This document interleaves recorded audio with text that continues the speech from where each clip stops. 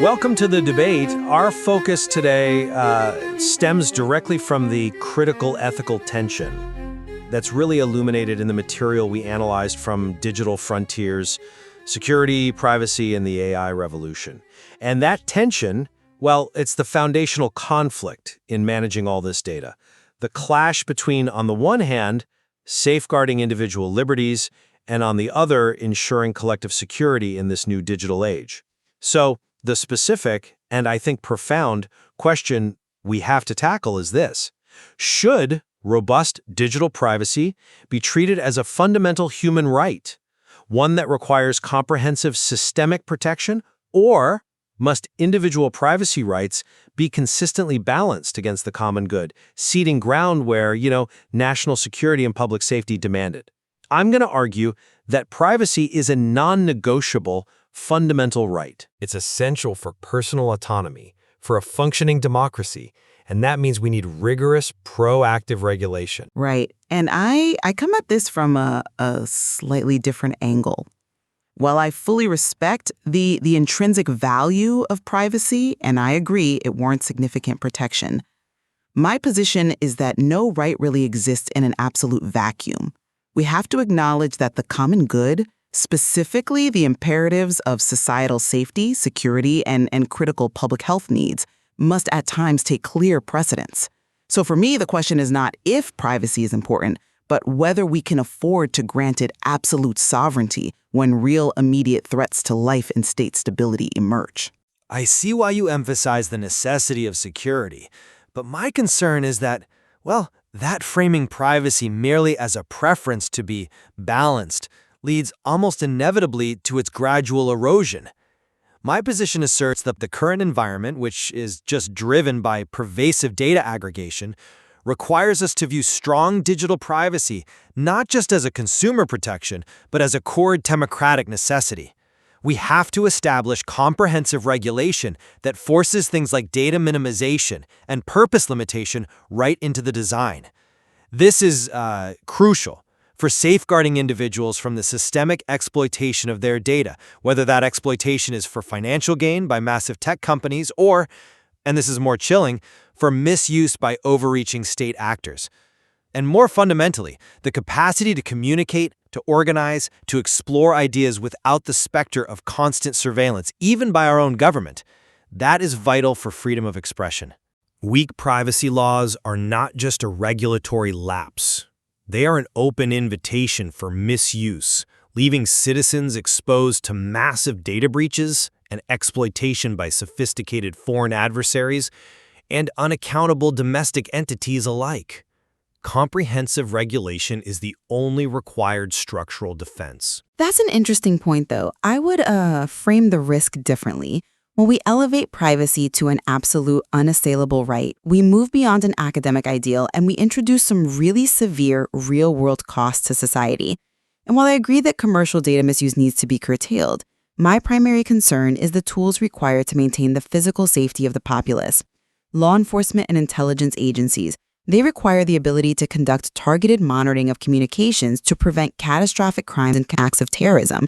The source material shows us that strong encryption, while it's protecting the privacy of many, can actively make investigations into child exploitation, organized crime, and terror plots impossible. And furthermore, the common good extends beyond just crime prevention. We have clear, necessary precedents here. Consider a situation like contact tracing during a major public health crisis like a pandemic. In those instances, temporary, carefully governed data collection is required not for profit or police surveillance, but to protect the wider community and to save lives on a mass scale. These are defensible scenarios where the collective interest in survival and safety must, and I think should, outweigh an individual's desire for absolute digital seclusion. Well, my deep concern with that line of reasoning is that the proposed trade-off, sacrificing privacy for security, it often results in neither. I'm not convinced that expanding the state's monitoring capability necessarily prevents crime, but I am certain that the risk of pervasive surveillance, even just the potential for it, strikes a deep blow to the heart of free expression. This is they call it the chilling effect. If citizens fear that their communications, their browsing history, their organizing efforts are constantly subject to government review, they will self-censor. It's just human nature. They won't organize protests, they won't speak out against injustice, and investigative journalists will be hesitant to contact sources. This fundamentally undermines the critical ability of citizens to facilitate necessary social and political change. So you claim you're protecting society, but the price we pay is fundamentally eroding the democratic foundations that society relies on. But the freedom of expression, however, is functionally contingent upon a secure and stable society. The ability to monitor communications isn't about general mass surveillance. It's about targeted action, meticulously governed by legal warrants and necessary to prevent immediate, serious, violent threats that could dismantle public order. We are not arguing for unfettered access, but for maintaining the specialized tools necessary to preserve the rule of law. If terrorist cells or sophisticated criminal organizations can communicate with absolute impunity, will those democratic freedoms you champion become impossible to exercise safely? We have to distinguish between state monitoring of the general populace, which, for the record, I oppose, and targeted intelligence gathering on known bad actors, which is essential.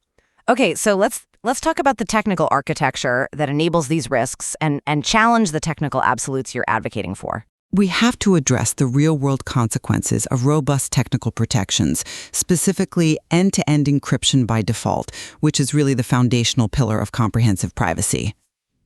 By making digital systems impenetrable by design, we are deliberately tying the hands of legitimate authorities investigating the most egregious crimes against the most vulnerable citizens.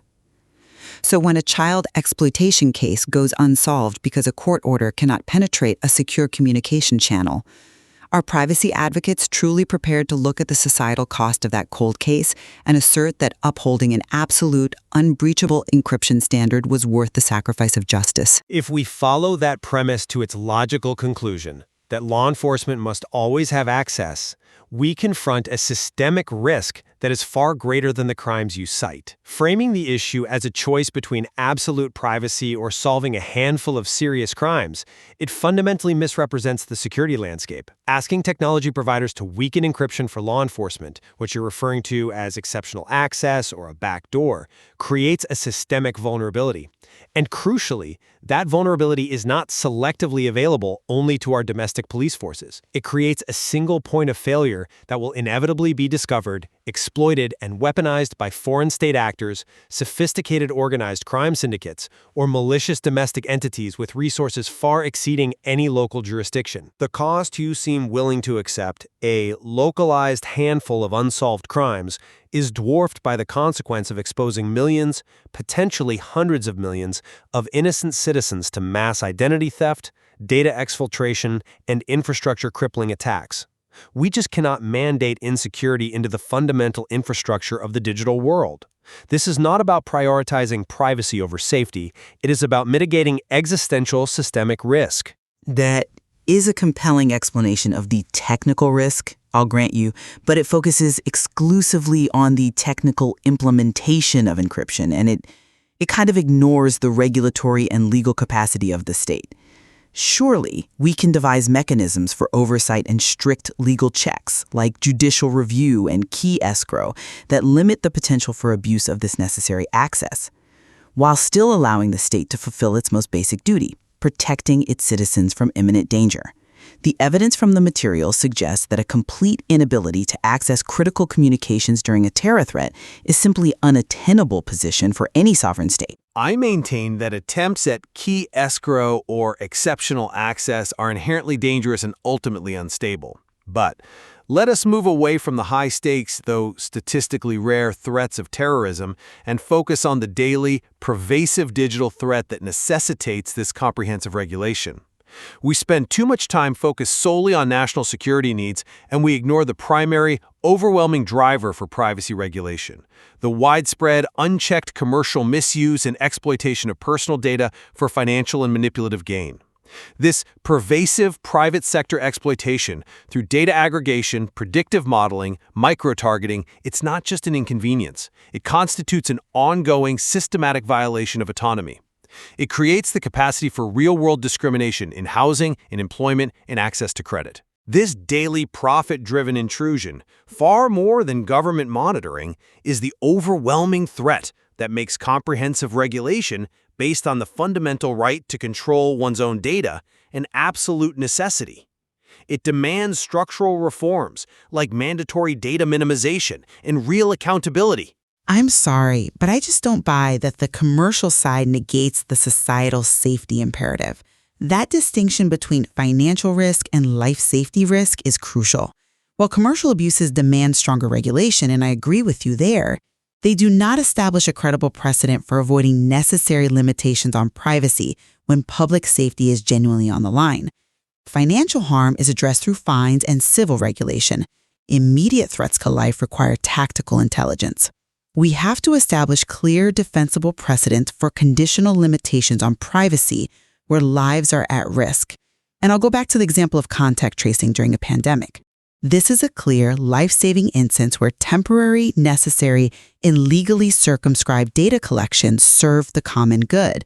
It modeled disease spread, it isolated infection vectors. That demonstrates that the line between individual rights and collective needs is movable under extreme duress, establishing a high bar precedent for conditional limits on individual privacy that you can't just dismiss by pointing to corporate greed.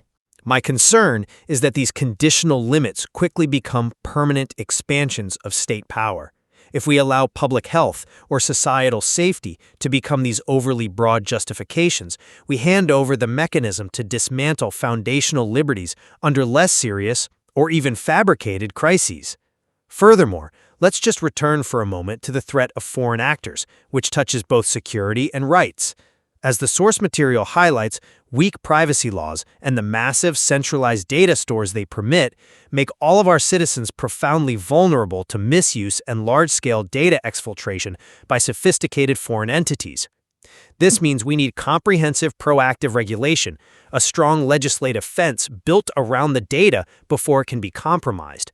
Relying on reactive intelligence or security measures that infringe upon domestic liberties after a massive breach has already occurred is it's too late. We need structural protection, anchored in privacy as a right, to fulfill the fundamental requirement of digital sovereignty and national security at the same time. That's a compelling argument for proactive defense, but have you considered whether comprehensive regulation alone is truly sufficient against highly sophisticated, state-sponsored foreign adversaries?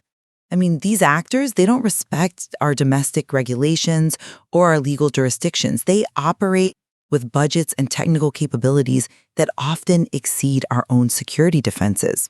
There are situations, particularly in cyber warfare or responding to an imminent attack on critical infrastructure, where intelligence agencies sometimes need immediate tactical access which broad, restrictive regulations might actually preclude, to effectively identify and mitigate threats from these same powerful adversaries.